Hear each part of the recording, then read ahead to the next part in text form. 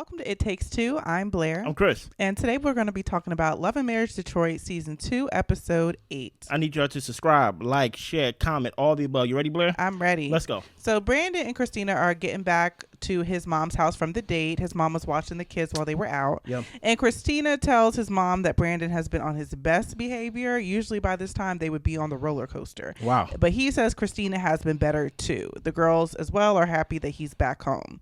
So we learned that Kristina is going to be working on her music career, and she is going through artist development at the Star Factory. Brandon also thinks that she needs to work past her stage fear and be comfortable with doing performances. Yeah.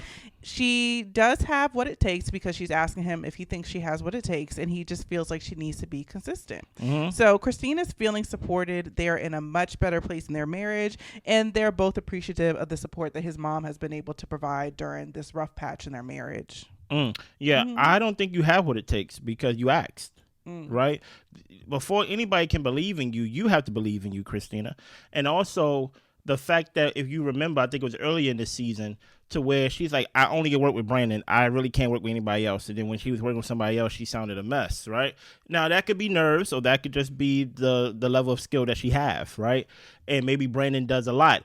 I wonder, and I just thought of this while you was giving a review. Was this like some type of like peace offering or some type of compromise to where, hey, you could come back in the house and we can work on our marriage if you help me work on my career? Cause I'm just like, you said something during the episode which we go get to, but it just seems like, hey, y'all juggling a lot of plates. Y'all spinning a lot of plates. And it just seems like, I would think that, hey, your house was just almost broken in the sense of, you know, the father not being there. We see in the scene where they having conversations with the daughters, and the daughters is very, they are very observative of what's going on in the household. And it just seems like a lot of stuff going on. Let's focus on one thing. What is your thoughts on what I said? Yeah, I guess my thing is that I do think that they need to focus on their relationship, their family, and their dynamic before they start throwing in professional relationships as well. Yeah. I kind of want to get more to that when we get to their scene at the factory, because there was something that Kristina said that kind of made me question things. But I do think that they should focus on their family unit as a whole at this point. And also to add on, Brandon didn't say anything wrong objectively, but his language is kind of rubbing me in the wrong way, in the sense of like, hey, I know I've been on my best behavior, but you've been on your best behavior too. It's almost as seems it's like it's a tit for tat. Like, but I feel like that's always how it is with them. Like, Brandon can never just be wrong by himself. No, he can't be. And it just seems like, as long as you do your part, Kristina, I'm gonna show up 100% and do my part. And I'm just like, I don't like how that sound, you know, but yeah, it is what it is. So Colby is at home creating some home content. She's trying to land a deal with Sam's Club, so she's working on more of the at-home aesthetic. Yeah. LaToya is there to support and watch. And after they get done with her photo shoot, which actually looked really nice, she looked beautiful. I mean, the house and everything, like the photos look like they came out really great. Yeah, the staging was very nice. Yeah, it looked so good. It looked very professional. And she was just saying that this pregnancy, she's drained, she's overly emotional. And LaToya is talking about how men just don't always get what they're going through. Yeah. Sometimes she feels like she has to be the mean parent. She has to discipline. She comes home, why isn't stuff done? And she knows that she is very busy and she does a lot for everyone, but pretty much like, where does she fit into people doing things for her? Yeah. But she considers possibly stepping back from her career at times, but she's like, will anybody even notice? But she does have a good connection with her daughter, and her daughter always wants to be around her. And she's like, if anybody loves me, I know that little girl loves me. Yeah. Dr. LaToya, I just have, for one, let me give Colby some acknowledgement that, Colby, a lot of things which she said in this scene that you are feeling is heightened by your pregnancy. She said she's very emotional. She's hearing the door slam and she's emotional about that. So I'm giving Colby a lot of bail to get out of jail on how she is dealing with the second pregnancy while raising a 3-year-old who is still need potty training, you know? So like, I'm not, my word is not bond, for the whole season. I'm reviewing episode by episode. So if the optics change in the next episode, my opinion is going to change. Right now with Dr. LaToya, I don't want to speak to Dr. LaToya specifically, but they showed a flashback to where she basically was like, where is that dog going? that doll ain't going. Put it back. You know what I'm saying? To paraphrase. Here's the thing about it. No one forces you to be the mean parent. What happens is it's just easier to be. Because it's harder to actually hold a conversation with someone that's not on your level. Yeah. But it's easier to just say, ah, you know what I mean? And that's and my thing is, I think there is situations, right? If I was to basically view it from every POV to where, I do have to be the disciplinarian. I may be forced to be the mean parent in this, but something as simple as that doll did not mean for you to bark at her. Yeah. Like, so, and that is not me, criticizing her parenting. I'm just giving an example of many times we feel like we need to be the mean parent where really we just choosing the easy way out. Yeah, you could try a different approach if you wanted to. Yeah. But I do think that, in the home, a lot of the time, the responsibility goes to the woman to try to, keep the home running. Yeah.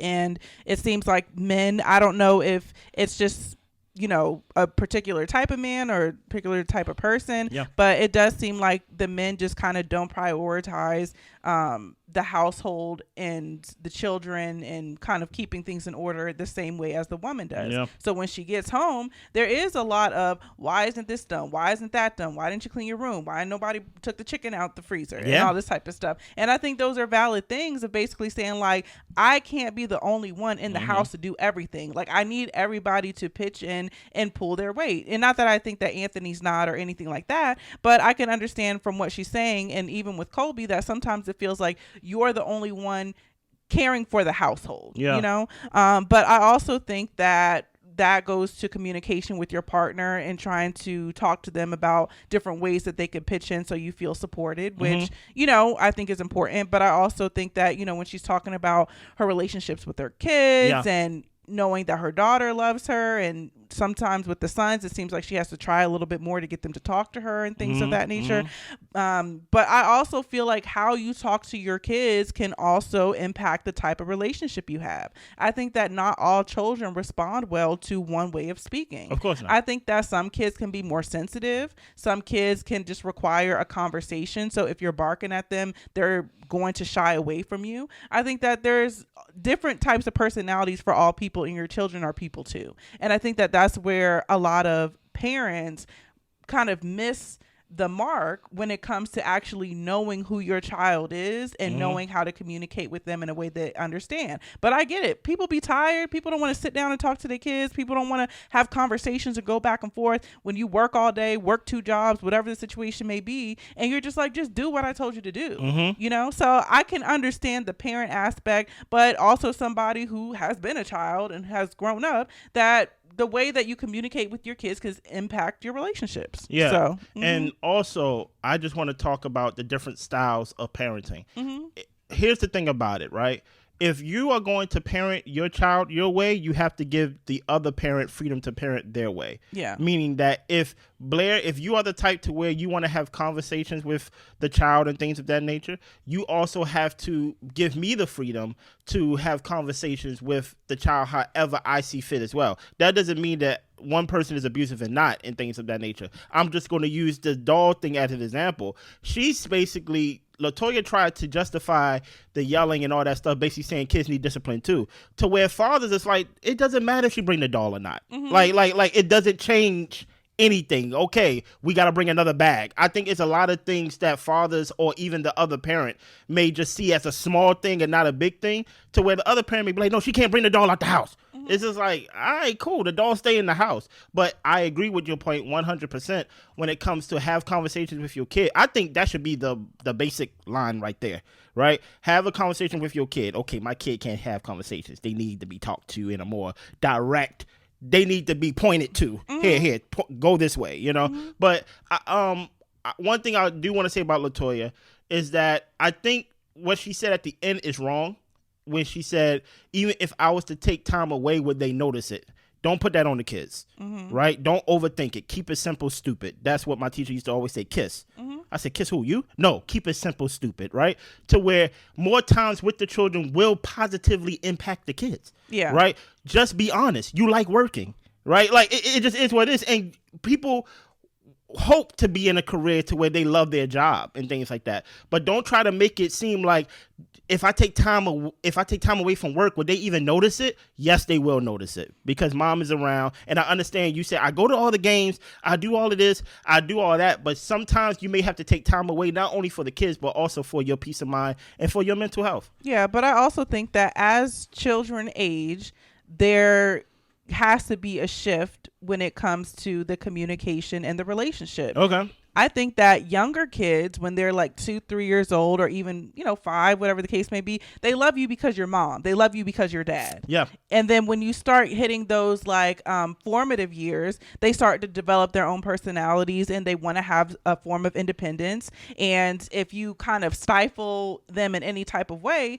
there can be that pushback. Of course, it depends on the child. Some children are just going to choose whatever direction they want to take, regardless of what type of parent you are. Yeah. But I think that just goes back to the thing of paying attention and knowing your child and not just being such a hammer in the household to where you're not developing a relationship with your kid, Yeah. Mm-hmm. And one last thing, because we're not doing a deep dive on this episode. So I'm getting all my opinions out right here because this episode was just weird, right? Yeah.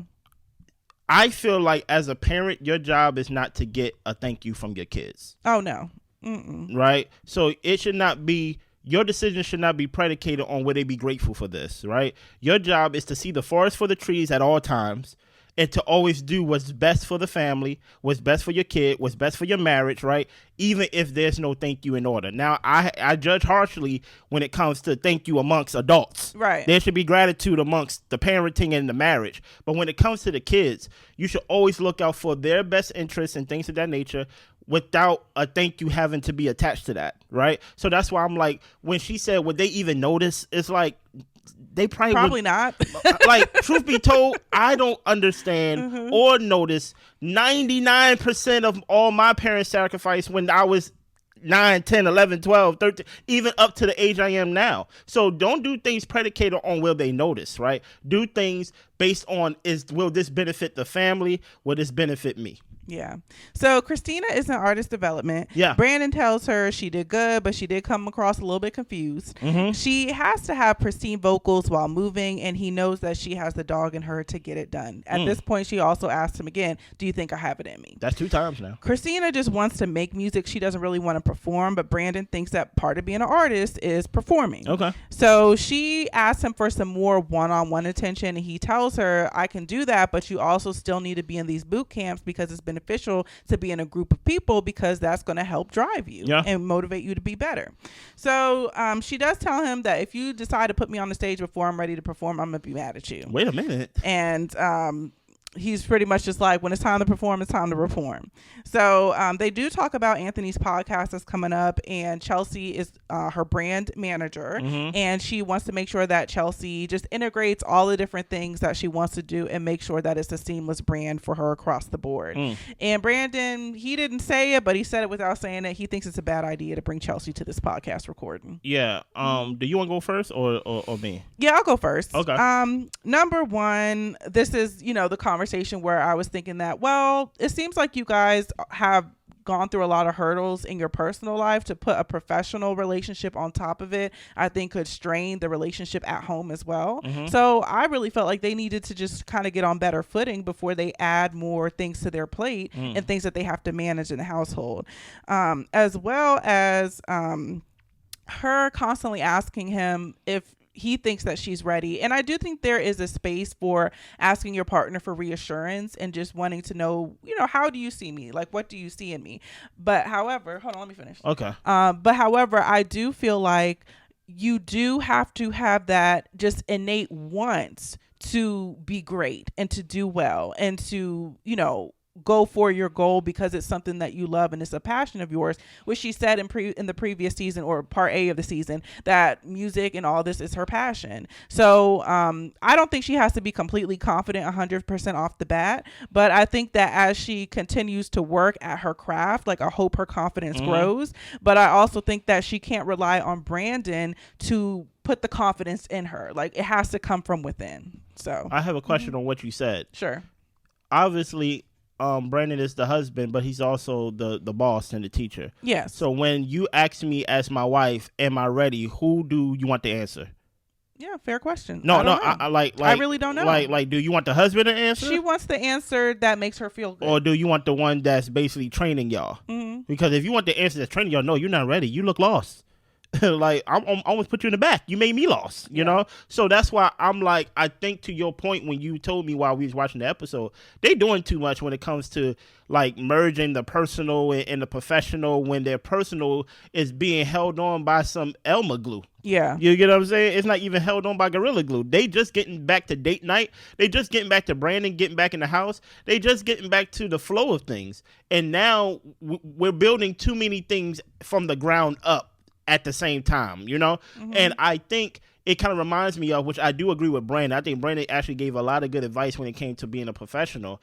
When it came to, hey, I think you need to be in a group setting. Mm-hmm. Like, this is not no one-on-one sessions. You don't get those type of benefits because you are my wife. You get benefits in the sense of you get a ride here. You know what I mean? But at the end of that, you need to be in a pack because I need to know who will rise amongst the pack. I was sharing with Blair a story that when I was in high school and things of that nature, well, just to give you background, I'm a drummer, right? And there was another guy in the class who was a drummer too, which I did not know, right? So when my music teacher, Mr. Haywood, was basically like, we have a great drummer here, and he's basically going to be our lead drummer for the classroom. I thought he was talking about me. I'm like, we never even had a conversation. How did my name come across your desk? But okay, I'm ready to be the lead drummer because I knew I was that good. And he didn't say my name. Right, he said another guy's name, and a drummer already have pride. He already have an ego, and when he said that lit a fire in me. That every time we played, that you're not going to forget me when I play drums. Eventually, within the band, the drummer who was basically in the same band as me, he played multiple instruments. So they moved him to bass and made me the lead drummer and things of that nature. Now that I'm older and mature, I can confidently say he was a better drummer than me, but not by a lot. Mm-hmm. At first, maybe by a lot, but iron sharpens iron. But I'm happy he knew how to play bass because I was the lead drummer and I was going to get that title for my music class. You're going to take him out of here. Send them to the upper room. But that's what but going to your point. Yes. Brandon, he's speaking as a husband saying, I know she got that dog in her, because there's no way he's talking as a professional teacher. Yeah. Because the dog, listen here, I only know a dog by its bark and bite. Mm. And right now, Christina, you ain't barking or biting. You over here trembling, as he said. You said you look lost. So hopefully she can get it together, and she needs to understand and give herself grace that, hey, what make you think that you are so special that when you perform publicly, you're not going to have a bad one? So you might as well be mad at me now because you're going to have bad performances. You know, yeah. We seen Beyonce fall doing her performances and things of that nature. So it's not like you are exempt from bad performances. But Beyonce gets up, she keeps singing. If you're a fan of Beyonce, if you're not, that's just the name that popped in my head. Yeah. So it's the grand opening of Russell's Gym. Yes. And he thanks Colby, for her support. I was just kind of chuckling in the background. I'm like, she complained the whole way. Hey, listen.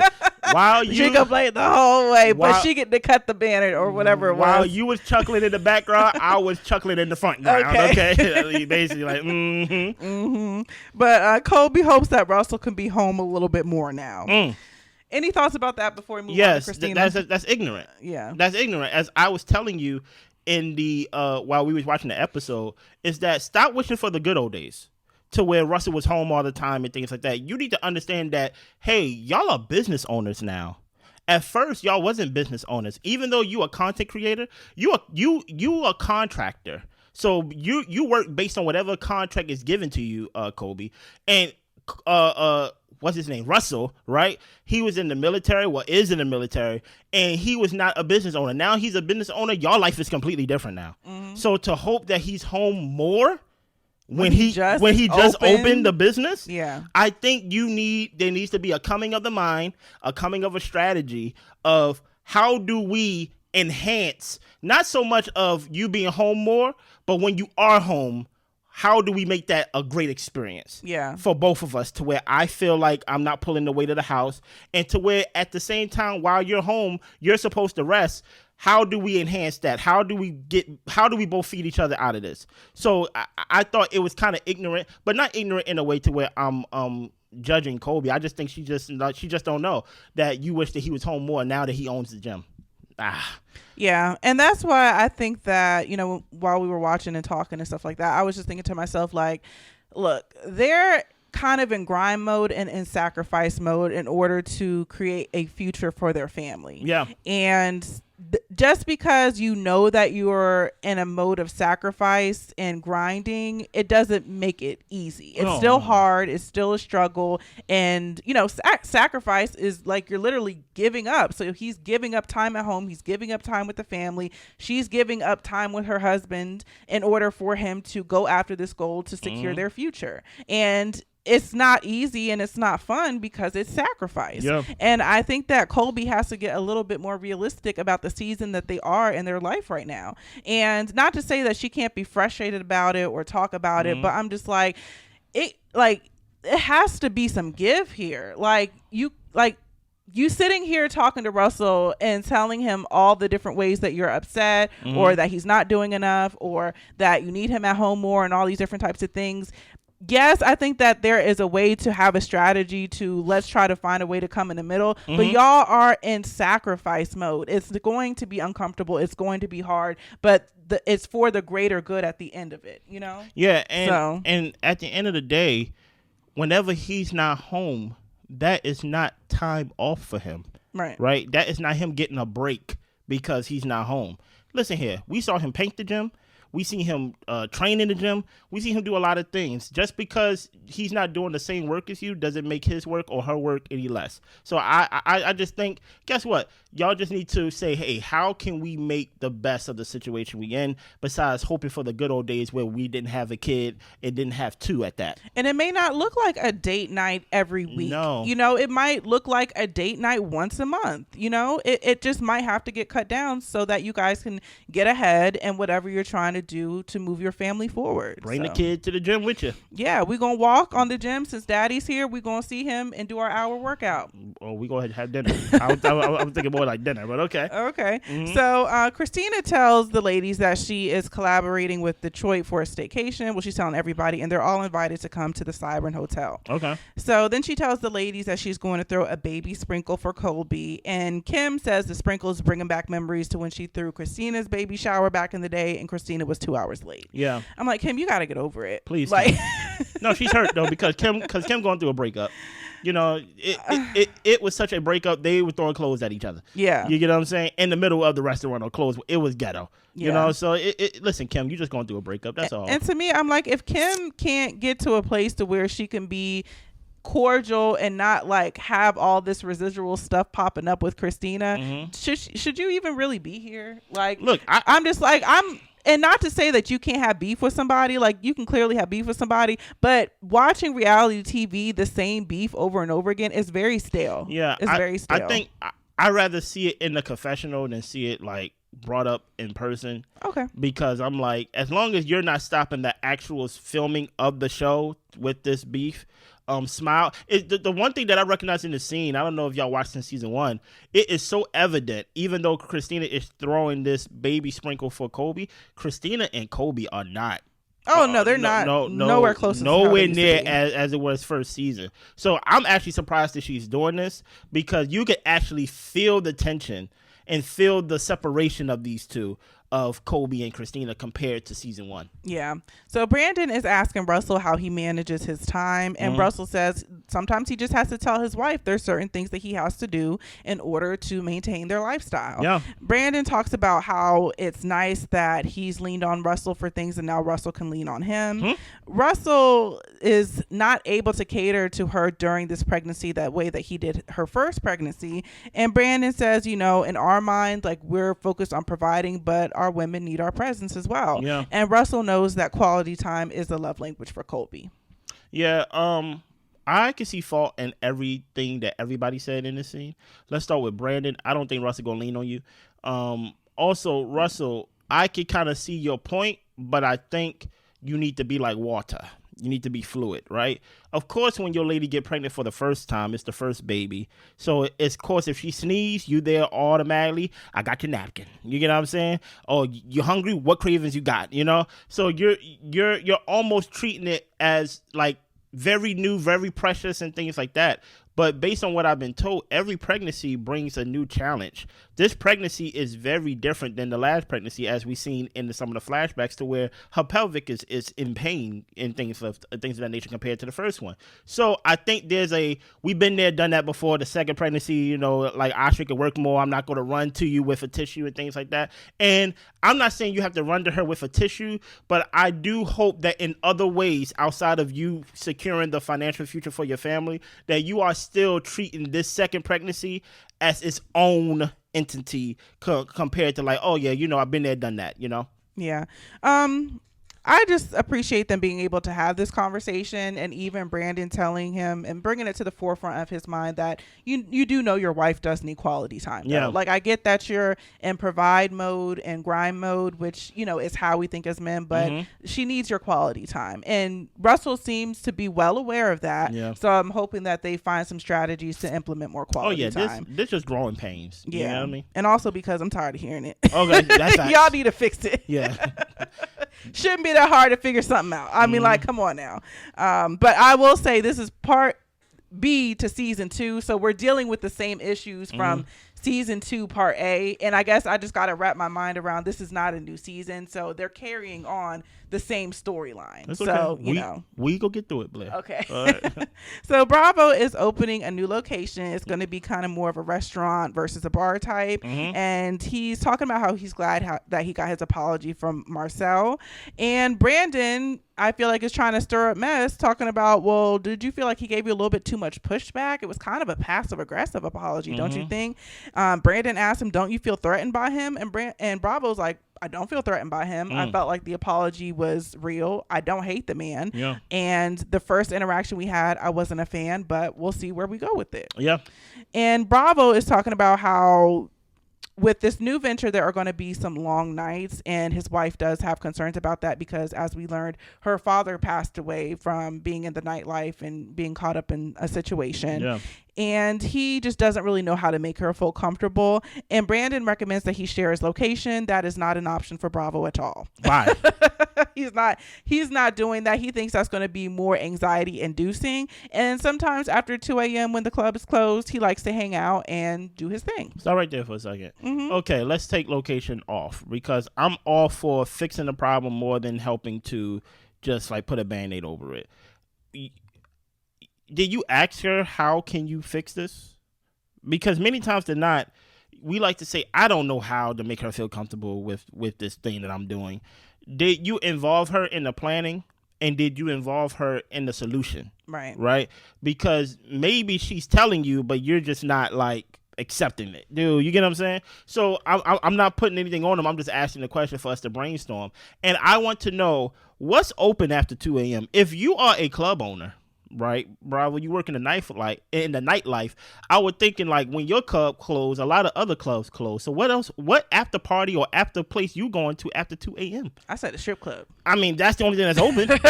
So that's why I'm like, I don't know if she have a problem. She may have a problem with all of it, as she mentioned before in part A. But I think it's more of a problem of whatever time it takes you to get home. If you was to go straight home, it's probably 30 minutes to an hour. But you're not going straight home. Right. So I'm like, why you're not going straight home after 2 a.m.? That's a bigger problem to me, in my opinion. Yeah.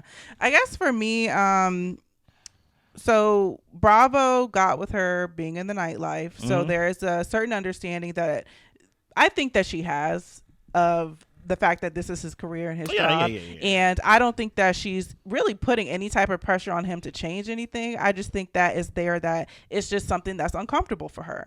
And I wish that Bravo would try to do different things to try to ease her comfort in ways. Yeah. But I think that he's just so used to what he's doing that she knows what I do.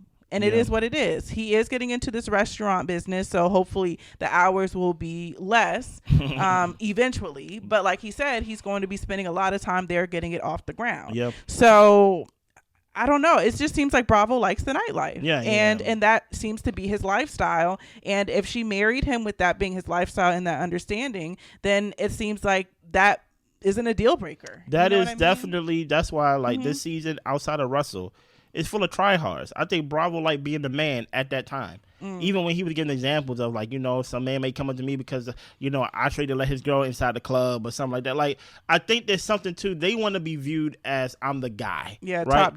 Top dog. Everybody. And I'm not saying Bravo want to be the top guy amongst this man group, but I think like the nightlife and things like that, like I'm the guy. I'm the one that got the popping club. I'm the one that go ahead the popping restaurant. So outside of there's no solutions, you just don't like the solutions because you like the nightlife. You like the work a lot, Dr. LaToya. It's like don't say there's no solutions. There are solutions. It's just you don't want to do it. Just say that.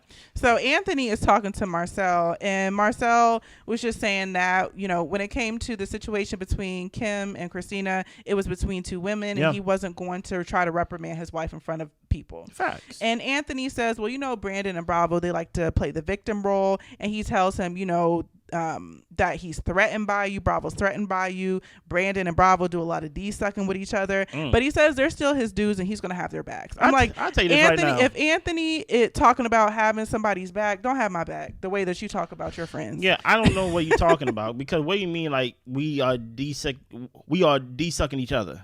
Like, first of all, like it just that's what it's coming off. It's coming off as tryhards, as if you know me in that way to talk about me in that way, right? And that's what I mean. And I'm not an advocate of violence, even though you could go back to multiple clips of this channel and me clearly being an advocate of violence, right? But you got to put hands on folks, man, because people just feel the freedom to say anything about you, to you, attach your name to certain stuff and things like that. I don't have no one in my life that will attach my name to the certain type of disrespect that Anthony is doing. Does that mean that, maybe I persuaded them not to, maybe with words of affirmation or persuasion and things like that, or forcefully, you get what I'm saying? Like that's why I don't understand this whole idea that like you could talk about your friends in that way. Now, when it comes to Marcel, his name is Marcel, it's over. Nobody cares about this anniversary dinner no more.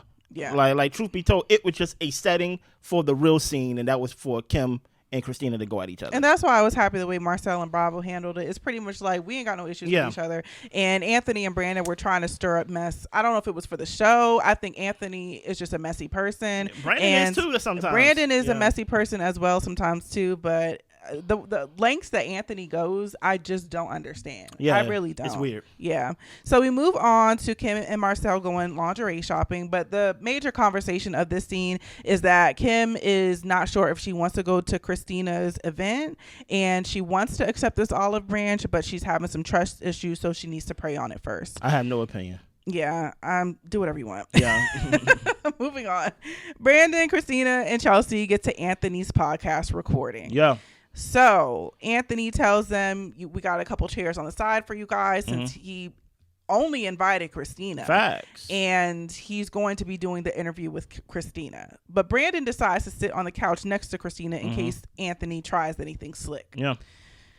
He said something slick, and what did you do? Nothing. So I don't even. So why are you sitting next to her? And Anthony's not a soft speaker. You could have heard him from the side. Yeah. You know what I'm saying? Yeah. Anthony finds it disrespectful that they brought the ops, which is Chelsea. Why is a woman your ops, Anthony?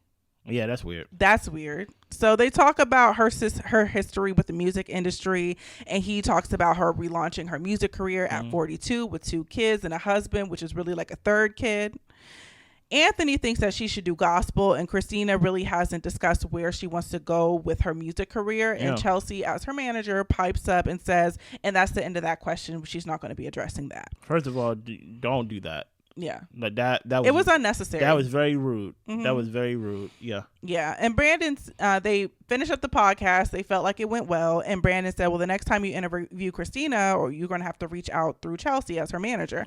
And Anthony was just like, well, I'm just glad I got the interview done then. Yeah. Basically, like, we ain't never got to talk again then. So they're kind of trying to catch up a little bit. Then Chelsea starts yawning, talking about she's bored. Maybe she's cold. Brandon asked if he got some heat, to warm the place up a little bit. And Anthony was like, yeah, but there's also heat in the car. Yes. So there apparently was an understanding that they wouldn't bring their ops around each other. Anthony was like, Lyrique works here, and I didn't have him come out of here for respect for you. And Brandon's point is, Lyrique is a producer. What's he going to be doing at a podcast recording? What is Chelsea doing at a podcast recording? Chelsea is asking Anthony, well, what was disrespectful today? And Anthony really isn't trying to have a conversation with her. He's trying to direct his conversation to Brandon. But Chelsea keeps wanting to engage in conversation because Anthony said her name. Yeah. So he starts by asking some of the guys to escort her out. And then, Kristina and Brandon are like, that's unnecessary. That's a little bit too much. And Anthony's like, you know what I can do? I can get somebody off my property. And he pulls his phone out like he's going to call the police. Let me go first, right? Yeah. How is everybody wrong and weird at the same time? It's so strange. Like, no one is in the right here. Literally, no one is in the right? So let's start with the whole Kristina bringing Brandon and Chelsea, right? Yeah. First of all, what was the point of asking permission from your husband to go on the podcast if he was going to come anyway? I don't know, y'all remember. And sit right next to you. I don't know if y'all remember, but that was in part A, right? To where they had the conversation. This is when Brandon and Anthony wasn't on the best of terms, right? I don't think they on the best of terms now, because you talk about I'm de-sucking somebody else. Trust me, we are not on the best of terms. And even though people say it jokingly, like, your husband is the third child and stuff like that, I would take disrespect to that if I was a man and I was a provider and an equal partner in my relationship. Yeah. Don't call me a child to my wife. That's crazy. And then on top of that, and that's when somebody may need some words of affirmation. You know what I'm saying? Like, you know what I mean? Just a little 10 words affirmation. 10 words of affirmation. You know what I'm saying? I'm not an advocate of violence, but as you could go through the other clips, guess what? I ain't gonna let you know which ones it is. You gonna have to prove it. But first of all, there's this try-hardness that's going on with this cast that is very weird to me. Y'all are on y'all second season in 4 years. Like this is not a show that is big. You got people coming up here with their minks on, and I understand Detroit gets cold. I ain't gonna. And that's a Detroit thing. You know what I mean? Let them have their minks. I let them have their minks, but you know what I mean? You got Anthony over here with this man movement thing in season 1, and he's always trying to prove himself to be the top dog, as Brandon told us in this episode, that he never heard somebody talk about himself so much, and it's just so prideful, and just always he's always in a de-slinging contest. You get what I'm saying? And can I add something to that too? Go ahead. And I feel like he'd be in a de-slinging contest against his wife, talking about, I invested in you, I put my money in you, and trying to big up on his wife a little bit. I'm just like, sir. Yeah. Please. So let's start. So let me go back to the Kristina even going there. So what's the point of asking your husband for permission if he was going to come anyway? Brandon, you're not the one that's being interviewed. You're not on the couch. The fact that he even had chairs on the side for y'all was considerate enough, right? Because truth be told, if the people working standing, guess who else is standing? The people who wasn't invited. Yeah. Do you get what I'm saying? So, and then on top of that, you got waters and things of that nature for them. Now, Chelsea piping up during the interview, talk about that is that. There's nothing, and that's the end of that question. We're not going to talk about that no more. Kristina have no career to talk about. No singing career. Like, there's no secrets that have to do with Kristina and singing that needs to be so protected that you have to cut in the middle of the interview and say, well, we gonna strike that question from the record and we're not gonna talk about that no more. Like, it's giving as if it's like she's somebody more than what we see, right? And she is telling us from, like, out of her mouth, Kristina, that, hey, I'm trying to pick up singing for something that I did 20 years ago. So she's letting us know that this is not who I am now, that I'm trying to pick up what I started back 20 years ago. And truth be told, a lot of my singing reputation comes from my family, not so much from me, right? So the whole idea that Chelsea could come in and pipe in, Chelsea talk about she's bored. Your job is to be bored. Because you're the manager. You is to be seen and not heard. Your job is not to have fun. You're not the main attraction of the interview. You get what I'm saying? So I really don't understand the side comments, the passive aggressiveness of it. Brandon, I don't understand why you sitting on the couch as if you're some protector when, truth be told, you don't need to protect Kristina, because Anthony arrows is never going towards Kristina. It's going directly to you. So, like, you don't even defend yourself. And to Anthony, there is something to where you have to operate in a professional way to where you can't be calling people ops. Like y'all going as we saw the preview for next episode, y'all over here calling this girl ghetto, and my wife said it, took the words right out of my mouth. I'm like, Auntie's it's probably the most ghetto one on the show. Mm-hmm. Using the word ops, but you want to be seen as a boss. Yeah. You get what I'm saying? So there's always some type of reason. If Christina wants to be respected as an artist, and this is her manager, right? And you have to deal with her manager to get to Christina. As a professional, you have to always have a reset and have a relationship with the manager. Yeah. Right? Now, I think that Christina manager, Chelsea, is just like, this is my friend. I just gave her a job. I don't really think she really do whatever she do. That's just me. I'm sorry. Yeah. Right? But my thing is, it just gave off as everybody is trying to seem more important than what they really are on this show that is on part B of season 2 in the last 3 to 4 years. Y'all are nobody to me. Do you get what I'm saying? Like, and guess what? To everybody else, y'all are nobody on this show because nobody's watching our reviews. Because nobody's watching the show. So that's why they say they somebody if we talking about them. But I guess so, right?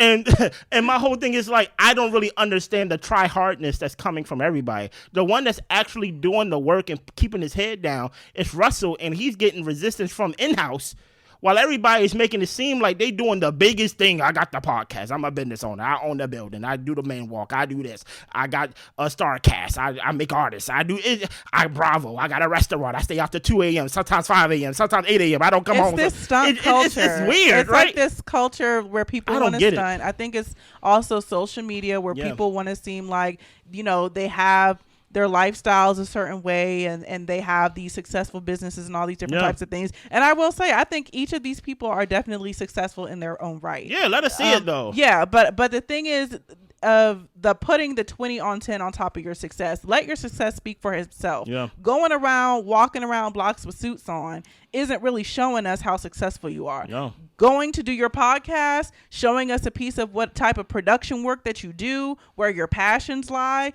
but telling everybody that you're the big man on campus and you the one that got all the money to put money into your wife's business, it just looks like you're insecure. It looks cheap. You look insecure and you look like you're trying to make sure that you tear other people down in order for you to feel like the big dog on campus. Yeah. And it's just weird. Yeah. It's weird. And also, like I said during the conversation, having an ops that's a woman. Yeah, you need. She's not a real op. No, she can't do nothing. Like, like y'all don't get along. Y'all don't necessarily have to speak. But if you're going to work with Christina, you're going to have to speak to her. Do y'all not have like jobs to where you have a conflict with somebody and then you got to see them the next day and you got to refresh? Like what are we doing here? Yeah.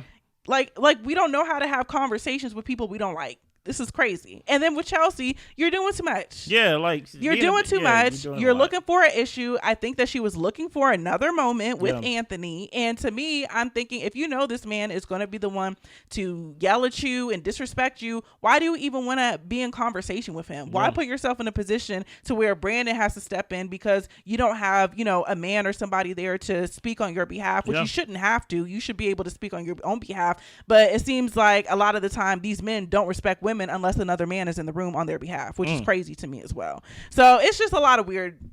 I'm about to start cussing. It's a lot of weird stuff. I'm about to say, I don't know why you cussing for. Anything else? That's all I got. Listen, I need y'all to subscribe, like, share, comment, all the above. There's no deep dive with this episode, but there will be deep dives with other episodes. We see y'all. Bye.